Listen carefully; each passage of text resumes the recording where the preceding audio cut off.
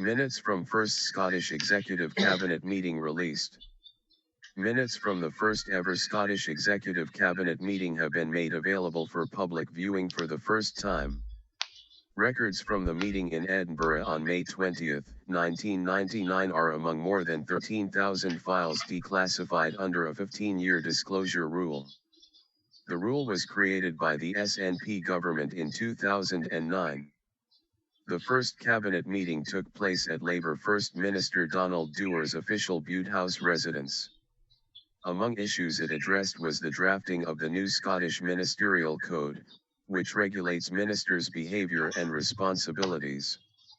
It also discussed the appointment of special advisers, who assist ministers with policy and communication, and relations with the UK government's Secretary of State for Scotland.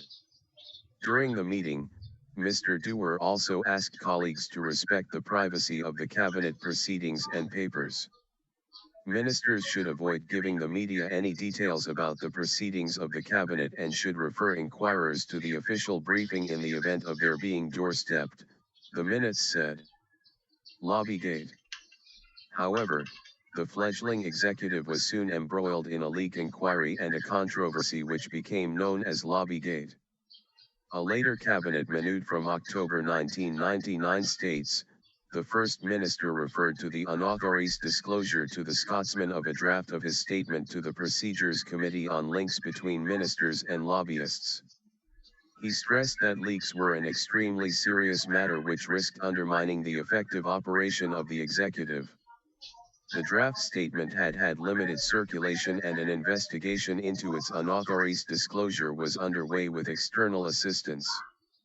All ministers would be required to give details about how they had handled the paper and would be interviewed by an external investigator.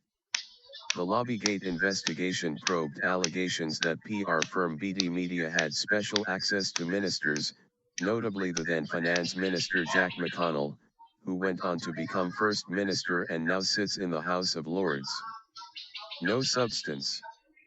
Mr. McConnell was ultimately cleared of any wrongdoing, but the minutes reveal the strain he was under at the time.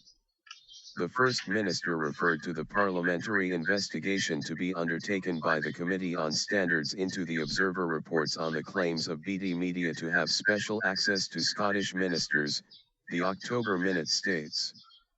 As he made clear to the Parliament, on the basis of the facts known to him and the assurances he had obtained from the ministerial colleagues named in the covertly filmed meeting, there was no substance in the allegations.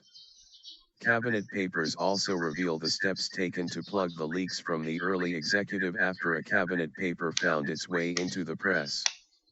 Mr. Dewar outlined straightforward steps ministers and officials could take to avoid leaks, including greater care when reading them in the public chamber and ensuring someone accompanied ministers on public transport to look after their papers. The newly declassified documents also reveal that Mr. Dewar asked the UK government and the monarchy to approve his rejection of early SNP calls to end the ban on Catholics acceding to the throne. The Queen and Donald Dewar meeting in May 1999. Mr. Dewar asked the UK government and the monarchy to approve his rejection of calls to end a 33-year-old ban on Catholics acceding to the throne. Scotland's inaugural First Minister personally backed the campaign to reform the Act of Settlement of 1700, but feared an official disavowal by the fledgling Scottish Parliament could embarrass Tony Blair's Labour government and disrupt the peace process in Northern Ireland. In a 6-page treatise to ministers, Mr. Dewar said, "My natural sympathies lie with the campaign to amend the Act of Settlement. It reflects the political concerns of an earlier era and it was also based on the kind of prejudice which is no longer acceptable to modern society."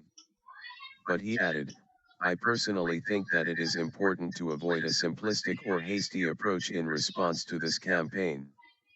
We do not want needlessly to offend public opinion. By coming down firmly on one side or another we would risk alienating some group or groups."